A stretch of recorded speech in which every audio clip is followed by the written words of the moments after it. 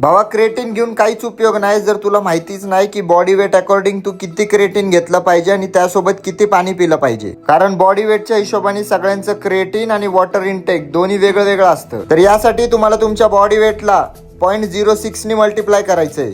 For example माझं body weight आहे 73, तर याला आपल्याला 0.06 ने मल्टिप्लाय करायचंय. तर माझं क्रिएटिन इनटेक 4 to 5 ग्राम असणार डेली. आणि राहिलं वॉटर इनटेकचं तर ते मी चार्ट दिला, या चार्ट नुसार तुम्ही करू शकता. पण जर तुम्हाला क्रिएटिनचा चांगला रिझल्ट पाहिजे असेल तर GNCचं हे मायक्रोनाइज्ड क्रिएटिन यूज करा. इन्फॉर्म चॉईस सर्टिफाईड म्हणजे बँड सबस्टेन्सला इंडिपेंडेंटली टेस्टेड, तेच जे ऑलिम्पिक ॲथलीट्स यूज करतात. त्यामुळे याच्या क्वालिटीला घेऊन अजून ट्रस्ट बिल्ड होतो.